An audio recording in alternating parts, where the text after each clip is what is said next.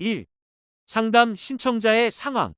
부모는 외국계 기업 임원이며 자녀가 6에서 7학년에 걸쳐 무명대학의 교수님께 연구 지도를 받았다. 운동과 기타 학교활동 참여에 열심인 자녀에게는 구체적인 장래 계획이나 특정한 관심 분야는 없다. 성적은 좋으며 특히 SSAT는 고득점을 달성했다. 2. 상담 신청자의 질문. 상위권 보딩스쿨들 중 어디에 합격이 가능한가? 가능하다면 어떻게 확실하게 합격시킬 수 있는가? 3. 상담 신청자의 질문에 대한 답변.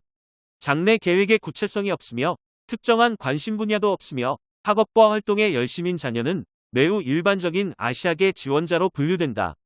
부모는 나름대로 신경을 많이 써서 교수 연구 지도에 정성을 들인 것으로 이해되었다.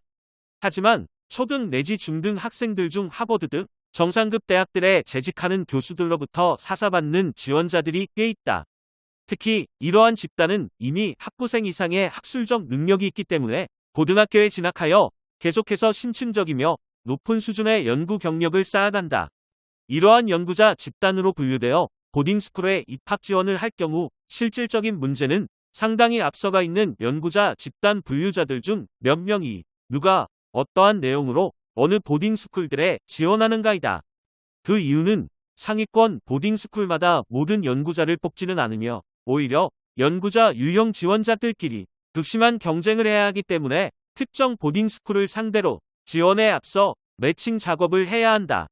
따라서 앞으로 남아있는 수개월 동안 집중해서 새로운 성과, 즉 사회적 임팩트 내지 특정 보딩스쿨에서 반드시 필요로 하는 성과 달성 능력을 증명하는 것이 필요하다.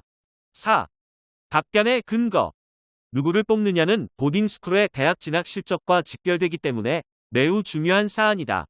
그리고 보딩스쿨마다 내부 사정이 다르다. 내부 사정에 정통해야 합격의 길을 안전하게 만들 수 있다. 하지만 상위권 보딩스쿨들에서 중국인 합격자 수가 크게 증가한 반면 한국인 합격자 수는 크게 하락했다. 상위권 보딩스쿨들은 정상급 대학들과 마찬가지로 이미 상당한 수준에 올라와 있는 합격자 후보를 원한다.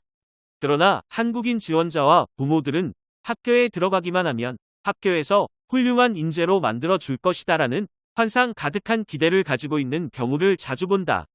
하지만 한국인 합격자들조차 미국인 합격자 내지 중국인 등 외국인 합격자들의 들러리를 서는 경우가 있으므로 매우 신중하게 판단하며 준비를 진행해야 한다. 실제로 많은 경쟁을 초월하는 능력 중심이어야 한다. 특히 입학처장 등 입학 결정권자들과의 소통이 필요하고 그 과정에서 해당 보딩스쿨에서 필요로 하는 조건을 구체적으로 알아내어 충족해야 한다. 대안으로는 지원자로서 특수한 재능이나 성과를 준비하여 원하는 보딩스쿨에서 리크루팅 되도록 과정을 만드는 것이 있다. 결국 하기 나름이다. 열심히 노력하면 좋은 결과가 있을 것이라는 허상을 절대 가져는 안 된다. 현실은 다수가 생각하는 것과 매우 다르다. 만일 유사 사례로서 보다 깊이 있는 상담을 원하시는 경우 상담 신청을 바랍니다.